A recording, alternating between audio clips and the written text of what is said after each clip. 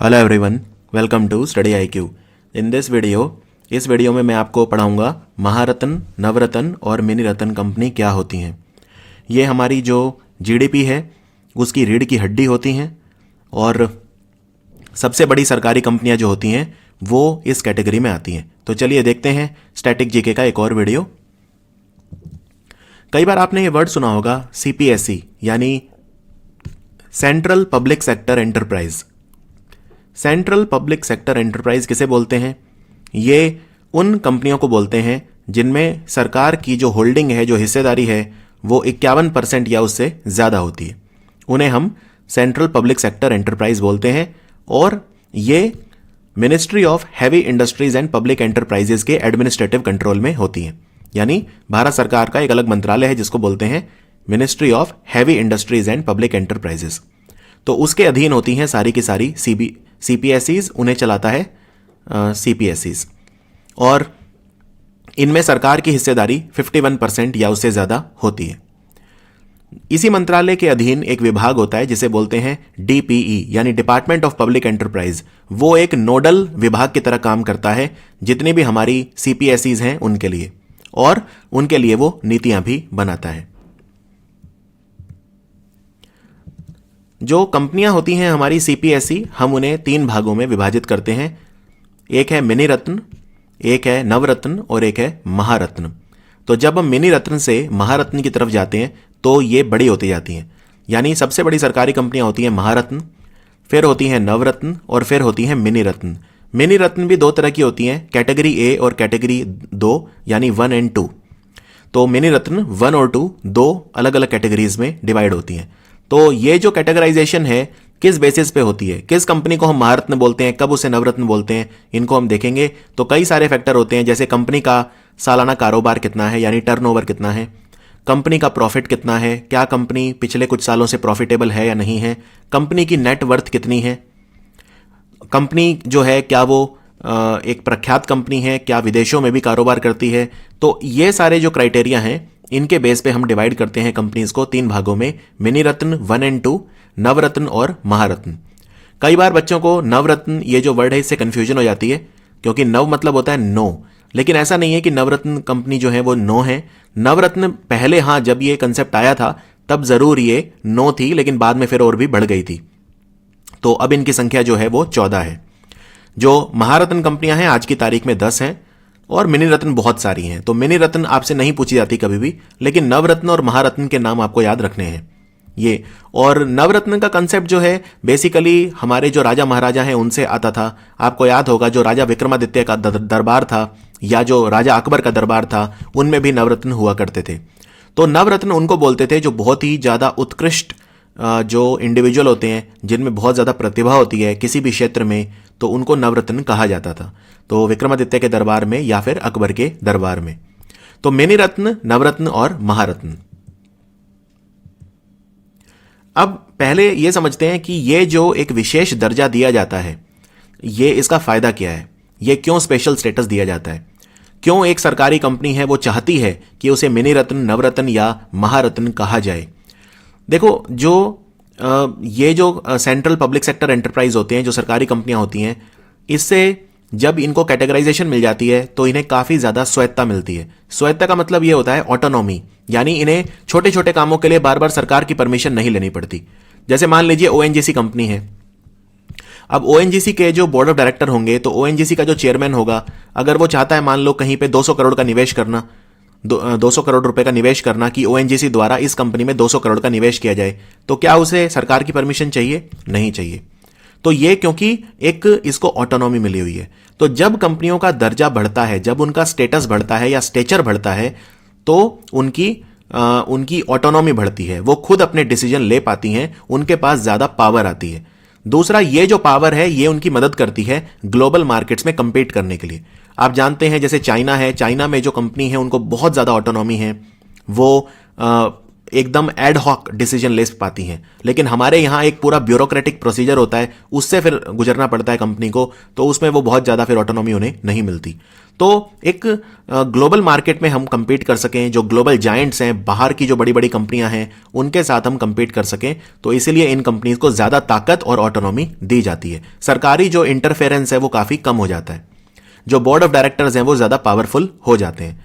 तो इसीलिए जो महारत्न कंपनी है उनको स्वायत्ता सबसे ज्यादा है, नवरत्न को उससे कम और मिनी रत्न को उससे कम। और इनकी सीमाएं भी निर्धारित करी गई हैं कि फॉर एग्जांपल आप कितने करोड़ रुपए तक का डिसीजन खुद ले सकते हो, इससे ज्यादा का नहीं ले सकते। तो तीनों कंपनियों के लिए जो है वो जो निवेश की सीमा है वो भी निर्धारित की गई है। तो बहुत सारे अंकुश इन कंपनीज पे नहीं होते, सरकार की तरफ से ये अपनी इंडिपेंडेंट डिसीजन ले सकती हैं। लेकिन आपको यह भी याद रखना है, ये कंपनी एक इंडस्ट्रीज की तरह काम करती हैं, जैसे कोई भी इंडस्ट्री होती है, ठीक है ना। जैसे अब कोई पीएसयू है मान लीजिए, पहली बात तो ये समझिए पीएसयू और पीएसई क्या होता है। पब्लिक सेक्टर अंडरटेकिंग यानी सार्वजनिक क्षेत्र का उपक्रम और सार्वजनिक क्षेत्र का एंटरप्राइज, क्या इनमें कोई फर्क है? फॉर ऑल प्रैक्टिकल पर्पजेज ये आप इंटरचेंजेबली यूज कर सकते हैं, दोनों में कोई फर्क नहीं है, बस टेक्निकल कुछ फर्क होते हैं। जैसे जो एंटरप्राइज है वो कंपनीज एक्ट में आ जाता है, तो कंपनीज एक्ट ऑफ 1956 में रजिस्टर हो जाता है कोई पीएसयू, तो हम उसे पीएसई बोल देते हैं। और जो पीएसयू होता है वो एक separate act of the parliament के थ्रू रिकॉग्नाइज होता है। तो ये सब फर्क होता है। कई बार लोग ये भी पूछते हैं कि क्या सरकारी नौकरी में, गवर्नमेंट जॉब में या पीएसयू जॉब में कुछ फर्क होता है? हाँ, ये फर्क जरूर होता है। जैसे फॉर एग्जाम्पल अगर आप रेलवेज में नौकरी कर रहे हैं तो आप कह सकते हैं कि मैं सरकारी नौकरी कर रहा हूं। इसका मतलब यह है कि सरकार आपको निकालेगी नहीं, आपकी नौकरी एकदम सुरक्षित है, ठीक है, क्योंकि आप रेलवेज में नौकरी कर रहे हैं, वो एक सरकारी विभाग है और रेलवेज में कोई कंपटीशन नहीं है, रेलवेज में कोई भी तरह का कंपटीशन नहीं है, याद रखिए। तो आप उसे बोलेंगे कि मैं जो है सरकारी नौकरी करता हूं। लेकिन अगर आप मान लीजिए ओएनजीसी में काम कर रहे हैं तो आप ये नहीं बोलेंगे मेरी गवर्नमेंट जॉब है, आप बोलेंगे मेरी पीएसयू की जॉब है।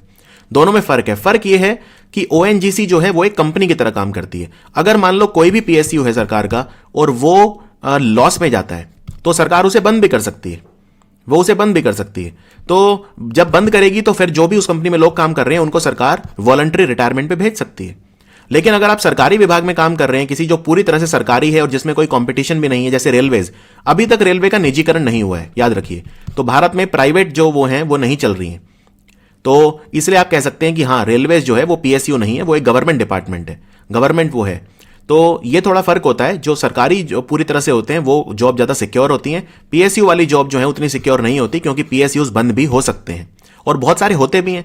सरकारी कंपनियां बंद होती हैं, हमने देखा एचएमटी बंद हुई थी, या जो कुछ कई पेपर पल्प वाली कंपनी है वो बंद हुई थी। तो बहुत सारी कंपनियां बंद हुई हैं, ठीक है ना। मैंने आपको जब पेट्रोल और नेचुरल गैस वाला वीडियो बनाया था तो मैंने एक आपको कंपनी बताई थी, कुछ ऐसे था लाउरी, उसका जो ब्रेकी एंड लाउरी जो कंपनी थी वो भी बंद हो गई थी। तो ये सब होता रहता है।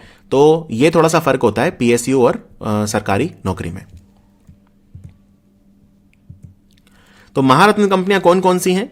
वैसे जो भी मैं पढ़ा रहा हूं मैंने हिंदी में भी लिख दिया है, जिससे जो हिंदी वाले बच्चे हैं वो भी पढ़ सकें। वैसे जो मैं समझाता हूं वो तो हिंदी में होता ही है, तो समझ में तो आपको आ जाएगा। लेकिन अगर आप नोट्स वगैरह बनाना चाहते हैं तो इसका पीडीएफ और क्रक्स दोनों दिया जाता है। तो महारत्न कंपनी जो है ये सबसे इंपॉर्टेंट है। इनको हम अलग अलग एक एक कंपनी को नहीं पढ़ेंगे, वो इंपॉर्टेंट नहीं है, और बस आपको इनके नाम याद रखने हैं और आपको क्राइटेरिया याद रखने हैं, या जो दूसरी चीजें हैं वो याद रखनी है, वो मैं आपको बताता चलूंगा। तो सबसे पहले बात करते हैं महारत्न। महारत्न कंपनी ये 10 हैं और 10 के नाम आपको पता होने चाहिए और अब बड़ी आसानी से याद हो जाएंगे। भेल है, भेल भारत हैवी इलेक्ट्रिकल लिमिटेड, और फुल फॉर्म भी याद रखिए। कोल इंडिया लिमिटेड है, gas authority of India limited है, इंडियन ऑयल कॉरपोरेशन लिमिटेड है, national thermal power corporation limited है NTPC, ONGC oil and natural gas corporation, steel authority of India limited, Bharat petroleum. तो और अभी इस जो पिछले साल यानी 2019 में जो दो बनी है, हिंदुस्तान पेट्रोलियम और पावर ग्रिड। तो हिंदुस्तान पेट्रोलियम और पावर ग्रिड भी बन गई। तो टोटल जो महारत्न कंपनी है वो है ये 10 आज की तारीख में। पावर ग्रिड और हिंदुस्तान पेट्रोलियम नई नई बनी है। अब हम बात करते हैं नवरत्न। लेकिन नवरत्न की बात करें तो उससे पहले मैं आपको बताना चाहता हूं कि महारत्न जो कंपनी होती है उसको किस बेसिस पे महारत्न कहा जाता है, यह सबसे इंपॉर्टेंट चीज है। देखिए, सबसे पहले अगर किसी कंपनी को महारत्न बनना है तो वो नवरत्न ऑलरेडी होनी चाहिए। जैसे for example Hindustan petroleum corporation limited HPCL पहले नवरत्न हुआ करती थी, ठीक है, तो उसके पास नवरत्न स्टेटस होना चाहिए, यह सबसे पहली कंडीशन है। फिर वो कंपनी जो है इंडियन स्टॉक एक्सचेंज पे लिस्ट होनी चाहिए, ठीक है, यानी पब्लिक होनी चाहिए, शेयर उसके होने चाहिए, वो लिस्ट होनी चाहिए सेबी के रूल रेगुलेशन के हिसाब से, जो भारतीय प्रतिभूति और विनिमय बोर्ड है उसके रूल रेगुलेशन के हिसाब से। तीसरा, उसका जो सालाना कारोबार है, एनुअल टर्नओवर, वो कम से कम 20,000 करोड़ होना चाहिए। तो आप इसी से समझ सकते हैं कि महारत्न कंपनी कितनी बड़ी होती है कि कम से कम 3 साल लगातार, ठीक है, ये सिर्फ एक ही साल की बात नहीं हो रही, उसका सालाना टर्नओवर, सालाना कारोबार कम से कम 3 साल के लिए 20,000 करोड़ होना चाहिए। ठीक है, ये दूसरी कंडीशन है। नवरत्न होनी चाहिए, स्टॉक एक्सचेंज पे लिस्टेड होनी चाहिए, चाहे वो बॉम्बे स्टॉक एक्सचेंज हो, चाहे वो नेशनल स्टॉक एक्सचेंज हो, चाहे कोई भी हो, और उसका सालाना कारोबार 20,000 करोड़ रुपए का 3 साल तक लगातार होना चाहिए।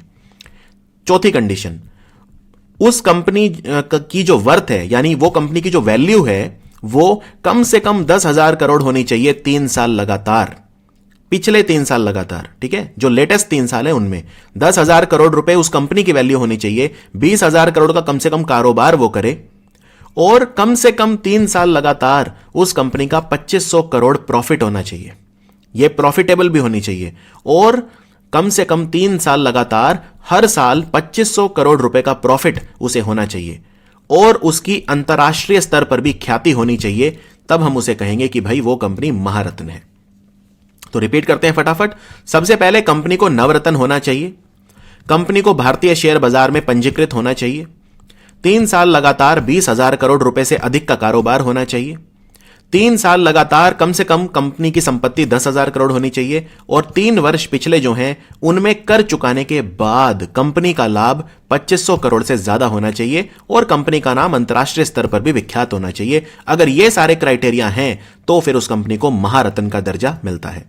अब power grid corporation of India जो कंपनी है, जो बिजली वितरण का काम करती है, और हिंदुस्तान पेट्रोलियम जो है, ये पहले नवरत्न थी, और इन्होंने ये सारे क्राइटेरिया जो हैं ये भी सेटिस्फाई किए। इनफैक्ट हिंदुस्तान पेट्रोलियम का जो प्रॉफिट है वो 3,000 करोड़ से ज्यादा का औसत था उसका 3 साल लगातार। तो फिर एचपीसीएल ने अप्लाई कर दिया कि भाई अब हमें महारत्न बना दो। तो उसके लिए पूरा प्रोसीजर होता है, जैसे पहले एचपीसीएल को डिपार्टमेंट ऑफ पब्लिक एंटरप्राइज को इत्तला करना होता है, फिर वो आगे मिनिस्ट्री ऑफ हैवी इंडस्ट्रीज वगैरह सरकार वो लेती है, कार्रवाई करती है, सारे क्राइटेरिया चेक करती है कि क्या इन सब पे वो खरा उतर रही है कि नहीं उतर रही, तब फिर उसे हम महारत्न कंपनी बोलेंगे। तो महारत्न कंपनी अब आपको एकदम क्लियर होगी। तो अब हम बात करते हैं नवरत्न। नवरत्न कंपनी जो है पहले 16 थी, अब हो गई है 14, क्योंकि 2 बन गई है महारत्न, पावर ग्रिड कॉर्पोरेशन और एचपीसीएल। ये पहले नवरत्न हुआ करती थी, तो इनकी संख्या घट के अब 14 रह गई है। तो अब इनकी संख्या जो है वो कम हो गई है। अब जब तक कोई मिनी रत्न जो है वो नवरत्न नहीं बनेगी, तब तक इनकी संख्या नहीं बढ़ेगी। तो ऐसा भी हो सकता है संख्या और कम हो जाए, अगर नवरत्न और महारत्न कोई बन गई तो फिर कम हो जाएगी। तो नवरत्न का मतलब ऐसा नहीं है कि 9 कंपनियां हैं, ये 14 है इनकी संख्या। हाँ, सबसे शुरू में जब ये कंसेप्ट आया था तो इनकी संख्या 9 जरूर थी, तब नवरत्न बोल दिया था, लेकिन अब ऐसा कुछ नहीं है। तो ये कंपनियां भी आप देख सकते हैं बहुत बड़ी बड़ी कंपनियां हैं, ये भी कोई छोटी कंपनियां नहीं होती। नवरत्न भी महारत्न के बाद यही इन्हीं का नंबर आता है। तो जैसे Bharat electronics limited BEL, container corporation of India limited CCI, इसको सीसीआई मतलब कंपटीशन कमीशन ऑफ इंडिया से कंफ्यूज मत करना, ये कंटेनर कॉर्पोरेशन ऑफ इंडिया है।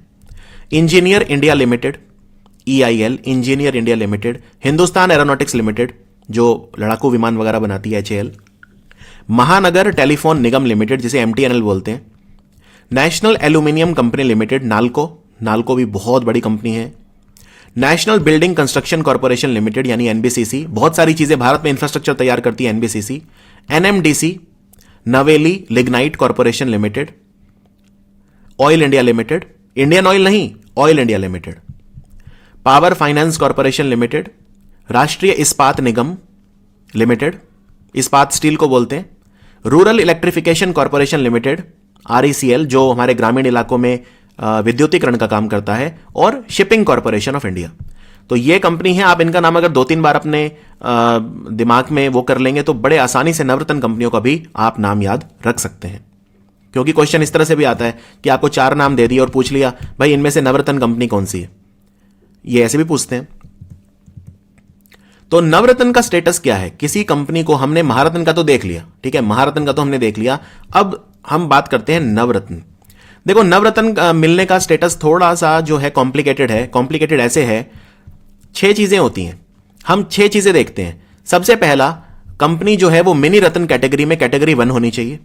ये जैसे महारत्न के लिए ये था कि नवरत्न तो कम से कम होनी चाहिए, वैसे ही नवरत्न के लिए ये है कम से कम मिनी रत्न कैटेगरी 1 होनी चाहिए।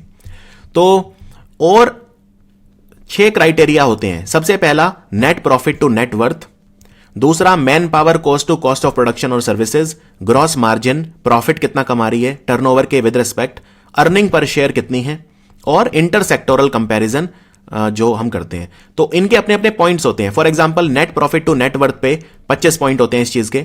अब 25 में से पॉइंट दिए जाएंगे, हाँ भाई इस कंपनी का नेट प्रॉफिट और नेट वर्थ का जो रेशियो है वो क्या है। तो 25 में से मान लो मैंने 10 दे दिए, चलो 10 है। फिर मैन पावर, कंपनी के पास वो कितने हैं, संसाधन ह्यूमन रिसोर्स कितने हैं, मानव संसाधन कितने हैं, उन पे खर्चा कितना आता है, यानी कंपनी जो भी चीज का उत्पादन करती है उसमें कितना खर्चा करती है सेवाओं में या जो भी प्रोडक्ट या सर्विसेज हैं। तो मान लो 15 है तो मैंने 15 में से दे दिया, चलो ये 7 है। तो ऐसे करके हर चीज पे मैं स्कोर दूंगा। तो 25, 15, 15, 15, 10 और 20 टोटल हो गए 100। अगर 100 में से इसका स्कोर 60 या उससे ज्यादा है तो फिर ये नवरत्न डिक्लेयर की जा सकती है। क्लियर है? ये 6 क्राइटेरिया होते हैं। एक मिनी रत्न कैटेगरी को इन पे 6 पे खरा उतरना पड़ता है, और इन 6 में मिलाकर या कंपोजिट स्कोर अगर 100 में से 60 या उससे ज्यादा हो जाता है तो फिर हम उसे कहते हैं कि वो कंपनी नवरत्न बन गई है। ये क्राइटेरिया है, मैंने हिंदी में भी लिख दिया है, एक बार फटाफट रिवाइज कर लेते हैं। प्रति शेयर कमाई, कंपनी की शुद्ध पूंजी और शुद्ध लाभ, उत्पादन की कुल लागत के सापेक्ष मैन पावर पर आने वाली कुल लागत, ब्याज भुगतान से पहले लाभ और कुल बिक्री पर लगा कर, मूल्यह्रास के पहले कंपनी का लाभ, बैंक वर्किंग कैपिटल पर लगा टैक्स और ब्याज, जिस क्षेत्र की कंपनी है उसमें कंपनी का प्रदर्शन। तो ये 6 मापदंड होते हैं और इनमें 60 या उससे ज्यादा का स्कोर जो है वो इसको लेना होता है, और मिनी रत्न कैटेगरी 1 ऑलरेडी होनी चाहिए। अगर ऐसा है तो फिर उसे नवरत्न बनाया जा सकता है। अब मैंने आपको यह तो बता दिया था कि महारत्न कंपनी बनने के क्या क्राइटेरिया हैं और नवरत्न के क्या क्राइटेरिया हैं, लेकिन महारत्न मिलने के बेनिफिट क्या हैं? ठीक है, ऑटोनॉमी मिलती है, स्वायत्ता मिलती है, अथॉरिटी और ज्यादा मिल जाती है कंपनी को, छोटी छोटी चीजों के लिए सरकार से नहीं पूछना पड़ता, वो तो एक फायदा है। लेकिन थोड़ा ऑब्जेक्टिविटी में देखते हैं। तो सबसे पहला यह है कि एक जो महारत्न कंपनी होती है वो 1000 करोड़ रुपए से लेके 5000 करोड़ रुपए तक का निवेश कर सकती है बिना सरकार की एक्सप्लिसिट परमिशन के। यानी एक महारत्न कंपनी ज्यादा से ज्यादा 5000 करोड़ रुपए तक का निवेश कर सकती है और उसके लिए उसे सरकार की परमिशन भी नहीं चाहिए। यह बहुत बड़ी बात है। 5000 करोड़ तक का डिसीजन अगर महारत्न कंपनी का चेयरमैन ले सकता है बोर्ड ऑफ डायरेक्टर्स की बैकिंग से, तो फिर इससे बढ़िया बात क्या हो सकती है। दूसरा, यह कंपनी जितनी उस कंपनी की वैल्यू है, मान लो कोई महारत्न कंपनी है और उसकी वैल्यू है 40,000 करोड़, तो उसका 15% तक मर्जर एक्विजिशन भी कर सकती है। उसके लिए भी सरकार की परमिशन नहीं चाहिए। यानी दूसरी कंपनियों के साथ विलय कर सकती है, दूसरी कंपनियों को खरीद सकती है, उनका अधिग्रहण कर सकती है, और भारत की नहीं विदेश की भी, अब्रॉड विदेशी भी। लेकिन उस पर कैप इतनी है कि जितनी कंपनी की वर्थ है उसका 15%, उससे ज्यादा नहीं। तो अगर मान लो कोई 40,000 करोड़ की महारत्न कंपनी है, उसकी वैल्यू है, तो 15% इसका हो गया 15% हो गया 6,000 करोड़। ठीक है, तो 6,000 करोड़ रुपए तक फिर कोई भी कंपनी वो विलय कर सकते हैं, अपने मिला सकते हैं, या फिर उसको 6,000 करोड़ या उससे कम में खरीद सकते हैं। तो ये एग्जांपल देके बता रहा हूं, 15% ऑफ द वैल्यू तक M&A कर सकते हैं, या 5,000 करोड़ तक वो किसी कंपनी में दूसरी में निवेश कर सकते हैं बिना सरकार की परमिशन के। तो इसी से देख सकते हैं आप कितनी ज्यादा पावरफुल ये कंपनियां हैं। उसके अलावा ये जॉइंट वेंचर वगैरह भी कर सकते हैं, दूसरी और कंपनियों के साथ मिलकर ये इक्विटी इन्वेस्टमेंट भी कर सकते हैं, फाइनेंशियल जॉइंट वेंचर भी कर सकते हैं। तो ये उनके बोर्ड को परमिशन होती है। महारत्न कंपनी जो है वो बहुत सारी स्कीम्स भी स्ट्रक्चर कर सकती है, उनको ढांचा दे सकती है, उनको लागू भी कर सकती है। ये जो स्कीम है ह्यूमन रिसोर्स मैनेजमेंट और ट्रेनिंग, क्योंकि महारत्न कंपनियों में काम बहुत लोग करते हैं, 15,000, 20,000, 30,000 इतने लोग काम करते हैं इनमें। तो उनके लिए किसी भी तरह का ह्यूमन रिसोर्स मैनेजमेंट यानी मानव संसाधन प्रबंधन और प्रशिक्षण ये भी वो कर सकती हैं।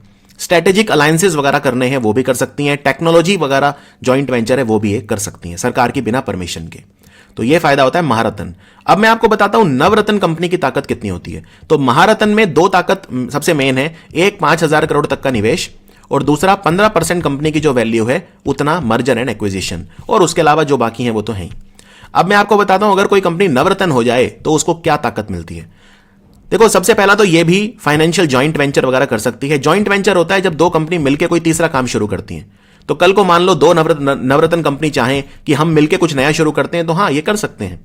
ये नई कंपनी बना सकती हैं, ठीक है। जैसे हमने देखा रत्नागिरी रिफाइनरी जो बन रही है, उसमें भारत की 3 महारत्न कंपनियां मिलकर उन्होंने एक और कंपनी बना दी, रत्नागिरी रिफाइनरी लिमिटेड, तो वो जॉइंट वेंचर है, तो उसके लिए सरकार की परमिशन भी नहीं चाहिए। तो जो जॉइंट वेंचर है वो भी ये कर सकती हैं, और ये अपनी होली ओन्ड सब्सिडरी भी बना सकती हैं, भारत में भी अब्रॉड भी, यानी अपने ही नीचे एक और कंपनी बना सकती है जिसकी वो खुद अभिभावक कंपनी हो जाती है। जैसे मैंगलोर रिफाइनरी की अभिभावक कंपनी है ओएनजीसी, तो ये इनकी एक होली ओन्ड सब्सिडरी है, राइट। और ऑब्जेक्टिविटी देखते हैं, नवरत्न कंपनी 1000 करोड़ रुपए तक का एक प्रोजेक्ट में निवेश कर सकती है। एक प्रोजेक्ट में, किसी एक प्रोजेक्ट में 1000 करोड़ तक का निवेश कर सकती है। किसी एक प्रोजेक्ट में अपनी 15% वैल्यू का निवेश कर सकती है, या जितने भी प्रोजेक्ट उन्होंने अंडरटेक करे हैं उनमें 30% तक का अपनी वैल्यू का निवेश कर सकती है। मैं रिपीट कर देता हूं, किसी भी एक प्रोजेक्ट में 1000 करोड़ तक का निवेश, किसी भी एक प्रोजेक्ट में अपनी 15% वैल्यू तक का निवेश, किसी भी मल्टीपल प्रोजेक्ट में या जॉइंट वेंचर या सब्सिडरी वगैरह में सब में मिलाकर पुट टुगेदर 30% अपनी वैल्यू तक का निवेश, ये सारी ताकत नवरत्न कंपनी को मिलती है। तो ये आई एम श्योर अब आपको महारत्न और नवरत्न क्लियर हो गई। अब आते हैं जो छोटी सरकारी कंपनियां होती हैं, छोटी भी मतलब इतनी छोटी भी नहीं होती, लेकिन हां महारत्न और नवरत्न के कंपैरिजन में तो काफी छोटी होती हैं, वो है मिनी रत्न। अब मिनी रत्न भी 2 तरह की होती हैं, कैटेगरी 1 और कैटेगरी 2। इनमें ज्यादा बड़ी कौन सी मानी जाती है? कैटेगरी 1। क्यों? देखिए दोनों का जो क्राइटेरिया है वो सेम है। एक कंपनी को मिनी रत्न का दर्जा तब दिया जाता है, सरकारी कंपनी को मिनी रत्न का दर्जा तब दिया जाता है जब वो पिछले 3 साल से लगातार प्रॉफिट कमा रही हो, जब पिछले 3 साल से लगातार प्रॉफिट कमा रही हो। लेकिन बस कैटेगरी 1 में एक एक्स्ट्रा कंडीशन ये होती है कि वो प्रॉफिट 3 साल में से 1 साल कम से कम 30 करोड़ का होना चाहिए, बस। बाकी कैटेगरी 1 कैटेगरी 2 में कोई फर्क नहीं है।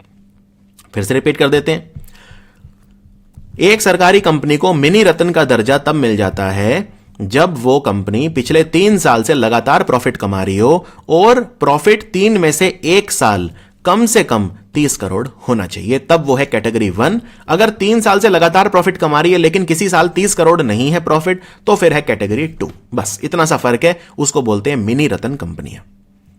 तो मिनी रत्न कंपनी की क्या ताकत है? ताकत तो इनके पास भी है, स्वायत्ता तो इनके पास भी है, उतनी नहीं है, ठीक है।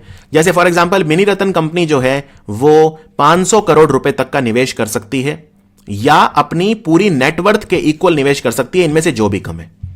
मान लो फॉर एग्जांपल किसी मिनी रत्न 1 कंपनी की जो वैल्यू है वो 300 करोड़ रुपए है, 300 करोड़ की कंपनी है, तो वो 500 करोड़ का तो ऑब्वियसली निवेश नहीं कर सकती, लेकिन हां वो 300 करोड़ तक का कर सकती है, यानी अपनी जो भी वर्थ है उतना या 500 करोड़। तो फॉर एग्जांपल अगर किसी कंपनी की वैल्यू 700 करोड़ है तो वो 500 करोड़ तक का निवेश कर सकती है बिना सरकार से पूछे। तो ये मिनी रत्न 1 कंपनी की ताकत होती है कि वो 500 करोड़ या उसकी नेटवर्थ जो भी इनमें से कम है, जो भी इनमें से कम है उतना निवेश वो कर सकती है। मिनी रत्न 2 300 करोड़ रुपए तक का निवेश या 50% जो उसकी नेटवर्थ है उतना निवेश, इनमें से जो भी कम है उतना निवेश वो कर सकती है बिना सरकार से पूछे। क्लियर है? मिनी रत्न 1 500 करोड़, मिनी रत्न 2 300 करोड़ तक का निवेश कर सकती है, उसके लिए विदाउट सीकिंग गवर्नमेंट परमिशन। तो यह है मिनी रत्न कंपनी की ताकत। अब मैं आपको कुछ मिनी रत्न कंपनियां बताता हूं। देखो मिनी रत्न कैटेगरी 1 और कैटेगरी 2। तो कैटेगरी 1 तो ये ऑफिशियल जो फोटो खींचा है मैंने सरकार की वेबसाइट से खींचा है, dpe.gov.in, जो डिपार्टमेंट ऑफ पब्लिक एंटरप्राइज है, मिनिस्ट्री ऑफ हैवी इंडस्ट्रीज, उसकी से खींचा है। तो उनकी वेबसाइट के मुताबिक अभी जो है भारत में 62 कंपनियां हैं जो मिनी रत्न कैटेगरी 1 है। तो इनके नाम याद नहीं रखने, बस आपको एक आइडिया होना चाहिए हाँ कौन कौन सी हैं। जैसे आप देख सकते हो BSNL, और आपको बता दूं BSNL एक वक्त नवरत्न हुआ करती थी, अब ये मिनी रत्न हो गई है। देखो ऐसा नहीं है कि आप सिर्फ ऊपर जाओगे कैटेगरी में, आप नीचे भी आ सकते हो। अगर आप वो क्राइटेरिया सेटिस्फाई नहीं कर रहे तो फिर आप नीचे भी आ जाओगे, ठीक है ना। तो BSNL एक वक्त, इस पे एक आर्टिकल भी आया था अखबार में कि BSNL जो है वो कैसे एक समय नवरत्न हुआ करती थी और आज मिनी रत्न हो गई है। तो इस क्योंकि BSNL काफी नुकसान में है और फिर प्राइवेट जो खिलाड़ी हैं उनसे कंपटीशन इतना है, रिलायंस जियो, एयरटेल, वोडाफोन आइडिया और जो तमाम सारी कंपनियां हैं उनसे कंपटीशन नहीं झेल पा रही है BSNL। तो एयरपोर्ट अथॉरिटी ऑफ इंडिया, अंतरिक्ष कॉरपोरेशन, अंतरिक्ष जो है ये इसरो की व्यावसायिक शाखा को बोलते हैं, एक और बनाई थी उन्होंने तो 2 बनाई थी।